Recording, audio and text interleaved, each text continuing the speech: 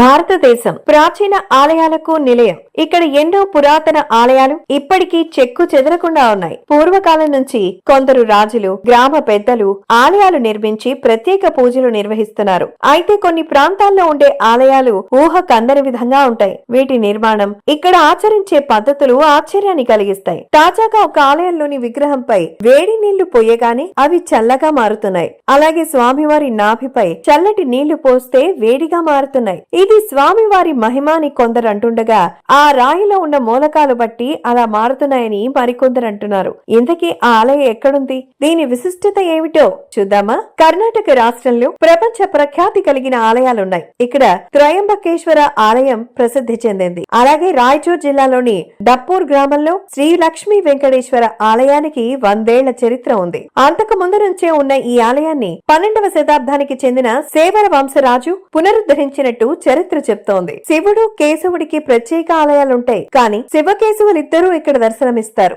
అయితే ఇద్దరు మూర్తులు ఉండడం వెనక ఓ చరిత్ర ఉంది. స్థానికులు చెప్తున్న ప్రకారం ఈ ఆలయాన్ని శివుని కోసం నిర్మించారు. గర్భగుడి ఏర్పాటు చేసి లింగాన్ని ప్రతిష్ఠించడానికి సిద్ధమయ్యారు. అంతలో కేశవుడు సైతం తనకు ఈ ఆలయంలో చోటు కావాలని అడిగాడట. దాంతో శివుడు తన కోసం ఏర్పాటు చేసిన పీఠం పైనే వెంకటేశ్వర స్వామి ఉండడానికి ఒప్పుకున్నారట.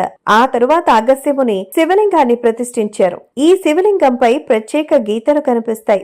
ఇలా లింగంపై గీతలు ఉంటే ఈ లింగాలు, ఈ శివాలయాలు అరుదుగా ఉంటాయి. వీటిలో ఈ ఆలయం ఒకటి. అయితే శివకేశవులు ఇద్దరూ కొలువైన ఈ ఆలయంలో వెంకటేశ్వరుడిని ప్రసన్న వెంకటేశ్వరుడుగా, శివుడిని ప్రసన్న శివుడిగా పిలుస్తారు. శివుడు అభిషేక ప్రియుడు, వెంకటేశ్వరుడు అలంకార ప్రియుడు. కానీ ప్రతి ఆదివారం ఈ ఆలయంలో వెంకటేశ్వర స్వామికి అభిషేకం నిర్వహిస్తారు. ఈ అభిషేకం గురించి ప్రత్యేకంగా చెప్పుకోవచ్చు. ఎందుకంటే ఈ స్వామివారికి వేడి నీటితో అభిషేకం చేస్తారు. ఆశ్చర్యం ఏంటంటే ఆ వేడి నీరు విగ్రహంపై పడగానే అవి చల్లగా మారిపోతాయి. కొన్నేళ్ల క్రిందట కొందరు స్వాములు అక్కడికి వచ్చిన సమయంలో అనుకోకుండా వేడి నీటిని తెచ్చి అభిషేకం చేశారట. దీంతో ఇవి వెంటనే చల్లగా మారడాన్ని గమనించి ఆశ్చర్యపోయారట.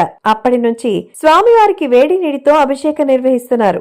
అయితే స్వామివారి నాభిపై చల్ల నీరు పోస్తే అవి వేడిగా మారుతున్నాయి. స్వామివారి విగ్రహ ప్రత్యేకత ప్రత్యేకమైన రాయితో తయారు చేయడం వల్ల ఇలా మారుతున్నాయని కొందరు అంటున్నారు. కానీ వీటికి ఆధారాలు మాత్రం ఎవరు చూపలేదు. మరికొందరు మాత్రం ఇది స్వామివారి మహిమే అంటున్నారు.